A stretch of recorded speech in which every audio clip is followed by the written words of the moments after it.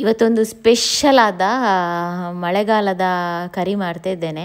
ಈ ನಮ್ಮ ಕುಚ್ಚಲಕ್ಕಿ ಅನ್ನಕ್ಕೆ ಈ ಕಾಂಬಿನೇಷನ್ ಕರಿ ಸೂಪರ್ ಆಗ್ತದೆ. ಹೊರಗಡೆ ಜೋರು ಮಳೆ ಗಾಳಿ ಬೀಸ್ತಾ ಇರುವಾಗ ಒಳಗಡೆ ಈ ರೀತಿ ಒಂದು ಕರಿ ಹಾಗೇನೆ ಕುಚ್ಚಲಕ್ಕಿ ಇದ್ರೆ ಸಖತ್ ಊಟ ಅಂತಾನೆ ಹೇಳ್ಬೋದು. ಮಂಗಳೂರಿನ ಸ್ಪೆಷಲ್ ಕಾಂಬಿನೇಷನ್ ಕರಿ ಅಂತಾನೆ ಹೇಳ್ಬೋದು. ಈ ಮಳೆಗಾಲದಲ್ಲಂತೂ ಈ ರೀತಿ ಕಾಂಬಿನೇಷನ್ ಕರಿಯಲ್ಲಿ ಸಖತ್ತಾಗಿ ಊಟ ಸೇರ್ತದೆ. ತುಂಬಾನೇ ಒಳ್ಳೇದಾಗ್ತದೆ ಈ ಕಾಂಬಿನೇಷನ್ ಕರಿ. ಅದಕ್ಕೆ ಇಲ್ಲಿ ಹಣ್ಣು, ಮಾವಿನ ಕಾಯಲ್ಲ, ಮಾವಿನ ಹಣ್ಣು, ಹಾಗೇನೆ ಇಲ್ಲಿ ಒಣ ಮೀನು, ಒಣ ಸಿಗಡಿ ಸ್ವಲ್ಪ ತಕೊಂಡಿದ್ದೇನೆ. ಈಗ ಇದನ್ನು ಮಾಡುವ. ಈಗ ಮಸಾಲೆ ರೆಡಿ ಮಾಡುವ. ಮಸಾಲೆಗೆ ಖಾರಕ್ಕನುಸಾರವಾಗಿ ಮೆಣಸು, ನಾನಿಲ್ಲಿ ಉದ್ದ ಮೆಣಸು ಮತ್ತೆ ಗಿಡ್ಡ ಮೆಣಸು ಎರಡನ್ನು ಹಾಕ್ತಾ ಇದ್ದೇನೆ. ಮಾವಿನ ಹಣ್ಣು ಸಿಹಿ ಅಲ್ವಾ, ಸ್ವಲ್ಪ ಖಾರನೇ ಇದ್ರೆ ಒಳ್ಳೇದು. ಹಾಗೇನೆ ಚಮಚದ ತುದಿಯಲ್ಲಿ ಒಂದು 7-8 ಕಾಳು ಮೆಂತೆ, ಒಂದು 2-3 ಕಾಳು ಮೆಣಸು, 1.5 ಸ್ಪೂನ್ ಅಷ್ಟು ಕೊತ್ತಂಬರಿ, ಅರ್ಧ ಸ್ಪೂನ್ ಜೀರಿಗೆ, ಹಾಗೇನೆ ಒಂದು 1/4 ಸ್ಪೂನ್ ಅಷ್ಟು ಸಾಸಿವೆ. ಇಷ್ಟನ್ನು ಹಾಕೊಂಡು ಇದನ್ನು ಬಿಸಿ ಮಾಡುವ. ತುಂಬಾ ಏನು ಬಿಸಿ ಆಗ್ಲಿಕ್ಕಿಲ್ಲ, ಸ್ವಲ್ಪ ಬಿಸಿ ಆಗುವಾಗ ಗ್ಯಾಸ್ ಆಫ್ ಮಾಡಿ ತಣ್ಣಗಾಗ್ಲಿಕ್ಕೆ ಬಿಡುವ.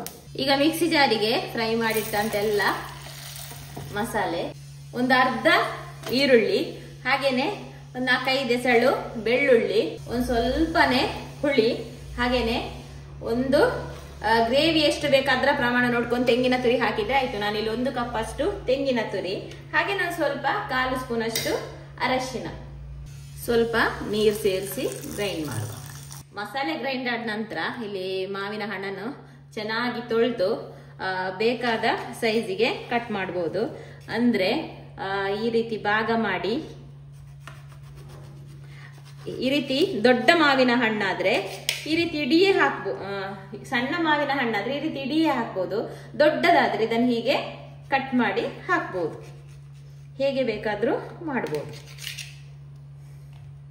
ಈಗ ಕಟ್ ಮಾಡಿದ ಮಾವಿನ ಹಣ್ಣು, ಹಾಗೇನೊಂದು ಅರ್ಧ ಈರುಳ್ಳಿಯನ್ನು ಮಸಾಲೆಗೆ ಹಾಕಿದ್ದೇವೆ. ಈಗ ಅರ್ಧ ಈರುಳ್ಳಿ, ಮಿಕ್ಸಿ ತೊಳೆದಂತ ನೀರು, ರುಚಿಗೆ ತಕ್ಕಷ್ಟು ಉಪ್ಪು ಎಲ್ಲ ಹಾಕಿದನ್ನು ಬೇಯಲಿಕ್ಕೆ ಇಡುವ. ಜಾಸ್ತಿ ಏನು ಬೇಯಲಿಕ್ಕಿಲ್ಲ, ಕುದಿ ಬರುವಾಗಲೇ ಅದು ಬೇಯ್ತದೆ. ಹಣ್ಣು ಮಾವಿನ ಹಣ್ಣಲ್ವಾ.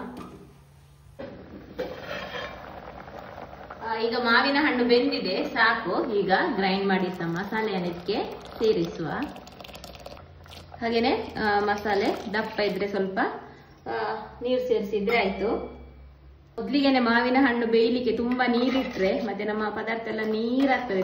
ತುಂಬಾ ನೀರ್ ಮಾಡಬಾರ್ದು, ಸ್ವಲ್ಪ ಗಸಿ ತರ ಇರ್ಬೇಕು. ನೋಡಿ ಇಷ್ಟು ಗಸಿ ತರ ಮಾಡಿದ್ದೇನೆ. ಈಗ ಇದನ್ನು ಕುದಿಲಿಕ್ಕೆ ಬಿಟ್ಟು, ಇಲ್ಲಿ ಸಿಗಡಿ ಉಂಟಲ್ಲ, ಒಣ ಸಿಗಡಿ, ಇದನ್ನೊಂದು 2-3 ಸಲ ಚೆನ್ನಾಗಿ ತೊಳೆದು ತರಬೇಕು. ಈಗ ಮಸಾಲೆ ಇಲ್ಲಿ ಕುದಿಲಿಕ್ಕೆ ಶುರು ಆಗುವಾಗ ಈ ತೊಳೆದು ಸ್ವಲ್ಪ ಹೊತ್ತು ನೀರಲ್ಲಿ ಇಟ್ಟರು ಆಗ್ತದೆ, ಈ ಒಣ ಸಿಗಡಿಯನ್ನು ಇದಕ್ಕೆ ಹಾಕ್ಬೇಕು. ಇದೊಂದು 2 ಸ್ಪೂನ್ ಅಷ್ಟು, ಒಂದು ಅರ್ಧ ಕಪ್ ಅಷ್ಟು ಹಾಕಿದ್ರು ಉಂಟಲ್ಲ, ಒಳ್ಳೆ ಘಮ ಪರಿಮಳ ಬರ್ತದೆ. ಈ ಮಳೆಗಾಲದಲ್ಲೆಲ್ಲ ಜಾಸ್ತಿಯಾಗಿ ಈ ರೀತಿ ಕಾಂಬಿನೇಷನ್ ಕರಿಗಳನ್ನು ಮಾಡ್ತಾರೆ. ಈ ಒಣ ಮೀನೆಲ್ಲ ಹಾಕಿ, ಒಣ ಮೀನು, ಒಣ ಸಿಗಡಿ ಎಲ್ಲ ಹಾಕಿ ತುಂಬಾನೇ ಒಳ್ಳೇದಾಗ್ತದೆ. ಹೊರಗಡೆ ಮಳೆ ಬರುವಾಗ ಇಂಥದೊಂದು ಕಾಂಬಿನೇಷನ್ ಪದಾರ್ಥಕ್ಕೆ ಬಿಸಿ ಬಿಸಿ ಅನ್ನ ಸೂಪರ್ ಆಗ್ತದೆ. ಈಗ ಒಣ ಮೀನು, ಒಣ ಸಿಗಡಿ ಹಾಕಿದ ನಂತರ ಸ್ವಲ್ಪ ಕುದಿ ಬಂದ್ರೆ ಆಯ್ತು. ನೋಡಿ, ಈಗ ಒಣ ಸಿಗಡಿ ಹಾಕಿದ್ಮೇಲೆ ಒಳ್ಳೆ ಕುದಿ ಬಂತು, ಸಾಕು. ಮುಚ್ಚಳವನ್ನು ಈ ರೀತಿ ಕ್ರಾಸ್ ಇಟ್ಟು ಗ್ಯಾಸ್ ಆಫ್ ಮಾಡಿದ್ರೆ ಸೂಪರ್ ಆಗೊಂದು ಮಂಗಳೂರಿನ ಫೇಮಸ್, ಮಂಗಳೂರಿನೊಂದು ಕಾಂಬಿನೇಷನ್ ಕರಿ ಅಂತಾನೆ ಹೇಳ್ಬೋದು. ಈ ಸ್ಪೆಷಲ್ ಅಲ್ಲಿ ಮಳೆಗಾಲದಲ್ಲಿ ಮಾಡುವಂತದ್ದು.